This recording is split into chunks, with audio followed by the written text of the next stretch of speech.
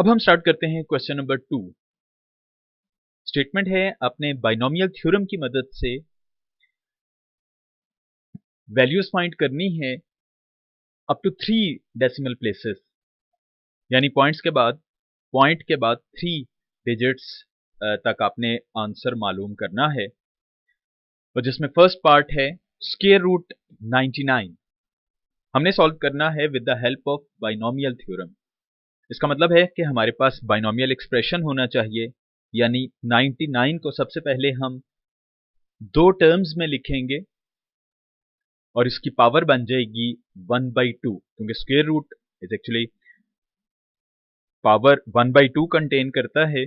लिहाजा हम इसको लिख सकते हैं स्क्वायर रूट 99 को 100 minus 1 raise to the power 1/2। अब इस तरह आपके पास ये बाइनोमियल एक्सप्रेशन में चेंज हो गया 99 का स्क्वायर रूट, तो हम इस पर बाइनोमियल थ्योरम अप्लाई कर सकते हैं। और जैसा कि हमने क्वेश्चन नंबर 1 में डिस्कस किया था कि अगर पावर फ्रैक्शन या नेगेटिव इंटीजर हो तो उस सूरत में जो फर्स्ट टर्म है दैट मस्ट बी 1। अब एक ये जहन में बात आ सकती है कि हमने 100 माइनस 1 लिखा तो इसको 1 माइनस 100 भी लिख सकते हैं, तो हमारे पास ऑटोमेटिकली जो फर्स्ट टर्म है वो 1 बन जाती। लेकिन आपको याद होगा इसके साथ एक और रिस्ट्रिक्शन भी थी कि अगर, जैसा कि हमने फॉर्मूला लिखा था 1 plus x raise to the power n, तो x पर रिस्ट्रिक्शन थी that must be less than 1। तो अगर हम 1 माइनस 100 कर देंगे तो ये 100 1 से लेस नहीं होगा। So 100 minus 1 raise to the power 1/2 में आपको सबसे पहले 100 की जगह पर 1 बनाना पड़ेगा, यानी 100 हम यहां से कॉमन ले लेते हैं। चूंकि पावर 1/2 है तो 1/2 साथ 100 के भी आ जाएगी पावर, और बाकी ये एक्सप्रेशन आ जाएगा 1 minus 1 over 100 raise to the power 1/2। अब हम इसको बाइनोमियल थ्योरम की मदद से एक्सपेंड कर सकते हैं। सबसे पहले ये 100 रेज टू द पावर 1/2 को आप लिख सकते हो 10 रेज टू द पावर 2, और whole raise to the power 1/2 as it is रहा। 1 माइनस 1 ओवर 100 को हमने लिख लिया 0.01 रेज टू द पावर 1/2। अब आप इस जगह पर फॉर्मूला लगा सकते हैं 1 plus x raise to the power n का। इससे पहले ये हमने सिंप्लीफाई किया, 2 2 से कैंसिल, तो ये 10 बच गया। इस पर हमने फॉर्मूला लगाया। अब फॉर्मूला आपको याद होगा, that was the formula 1 plus x raise to the power n, so this one is equal to 1 plus n x n into n minus 1 over 2 factorial x square and up to so on। हमें चूंकि एक infinite series मिलती है अगर power fraction या negative integer हो, तो ये infinite number of terms contain करेगी ये सीरीज। लेकिन चूंकि हमें 3 डेसिमल प्लेसेस तक आंसर चाहिए है, तो आपने वहीं तक इसको एक्सपेंड करना है जहां पर आपको 3 डेसिमल प्लेसेस तक आंसर मिल जाए। तो ये देखिए 0.01 का अगर हम स्क्वायर ब्रेक करें तो ये 3 डेसिमल प्लेसेस तक चला जाएगा। लिहाजा हम सिर्फ इसकी 3 टर्म्स तक ही सीरीज ओपन करेंगे। तो अब 1 plus n x, n is 1/2, x is minus 0.01, similarly plus n into n minus 1, n 1/2 है, divided by 2 factorial x square, और एक्स स्क्वायर है माइनस 0.01, इसका स्क्वायर आ गया बाय यूजिंग दिस फॉर्मूला। इसको हम सिंप्लीफाई कर लेते हैं, ये exactly same line previous slide की। इसको सिंप्लीफाई किया 1 माइनस 1/2, ये माइनस और प्लस विल बिकम माइनस, बाकी एज इट इज रहा। 1/2 फैक्टोरियल 1/2, जैसा कि हमने क्वेश्चन 1 में भी देखा था कि सबसे पहले जो डिनोमिनेटर वाला फैक्टोरियल होगा उसको हम सिंप्लीफाई करके सबसे पहले फैक्टर की सूरत में लिख लेंगे, लिहाजा दैट इज 1/2। फिर ये 1/2 यहां पर आ जाएगा, और 1/2 माइनस 1 जब सिंप्लीफाई करेंगे तो वी हैव माइनस 1/2, और यहां पर माइनस का जब स्क्वायर करेंगे तो 0.01 का स्क्वायर आ जाएगा, plus up to so on. ये आपके पास सिंप्लीफाइड फॉर्म आ गई। 0.01 को 2 से डिवाइड किया तो 0.005, 2 2 और 2 मल्टीप्लाई होकर 1/8। 0.01 का स्क्वायर ब्रेक किया तो 0.001। ये आपके पास 0.001 को 8 से डिवाइड करके आंसर आ गया। बाकी दो टर्म्स जो थी 1 और 0.05 ये एज इट इज रहा। ये 1 में से 0.005 और 0.0000125 को माइनस किया तो वी हैव 0.9949 अप्रोक्सीमेटली। ये वैल्यूज आ गई जिसको हम लिख सकते हैं 9.9499, जो कि अप्रोक्सीमेटली इक्वल है 9.950।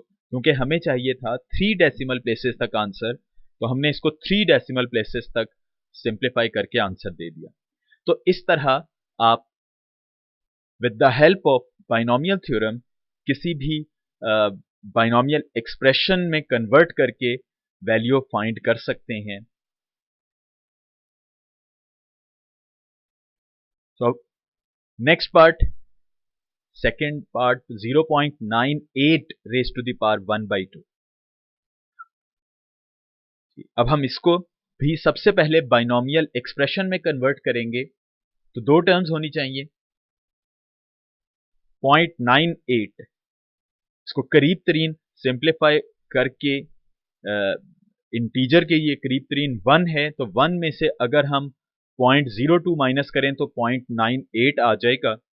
इस तरह आपके पास फर्स्ट टर्म यूनिटी भी बन गई और जो x के तौर पर 0.02 आ रहा है दैट इज लेस देन 1।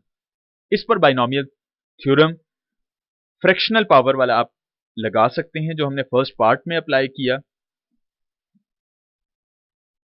अब आप इसको जो फर्दर थ्योरम लगाकर इसको सिंप्लीफाई करेंगे वो अब आप खुद से कर लेंगे, बिल्कुल फर्स्ट पार्ट की तरह, यानी 1 + x raise to the power n वो फॉर्मूला लगाएंगे और उसको जो भी सिंप्लीफिकेशन होगी ऐड सब्ट्रैक्ट करके आंसर दे देंगे।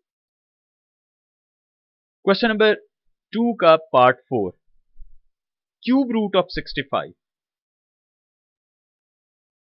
इसको आप लिख सकते हैं, देखिए 64 + 1 रेज़ टू द पावर 1/3।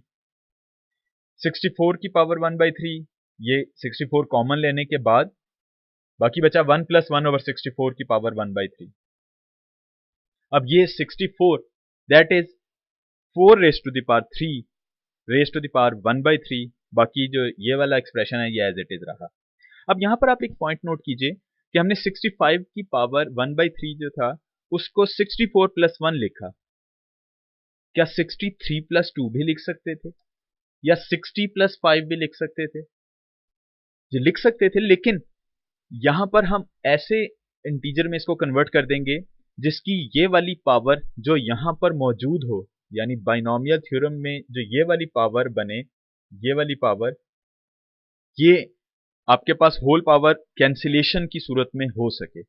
अब 64 चूंकि 4 का क्यूब होता है लिहाजा हमने इसको 65 को लिख लिया 64 + 1। अगर हम 63 + 2 लिखते तो हमारे पास फिर यहां पर आ जाता 63 की पावर 1/3, जो अगेन डायरेक्ट सिंप्लीफाइबल नहीं है, हमें कैलकुलेटर की हेल्प लेनी पड़ती। तो हम फिर इसको पहले ऐसे इंटीजर में कन्वर्ट करेंगे जिसकी पावर इस तरह से कन्वर्ट की जा सके कि वो इस फ्रैक्शनल पावर से कैंसिल हो सके। तो 64 को हमने लिखा 4 रेज़ टू द पावर 3। अब ये 3 3 से कैंसिल होगा, 4 मल्टीप्लाई होगा और जो ये वाला पोर्शन है इस पर आप अप्लाई कर देंगे बाइनोमियल थ्योरम, यानी 1 + x raise to the power n, जैसा कि हमने फर्स्ट पार्ट में अप्लाई किया। लिहाजा आगे अब इसको आप खुद से सॉल्व कर लेंगे। 1/998 क्यूब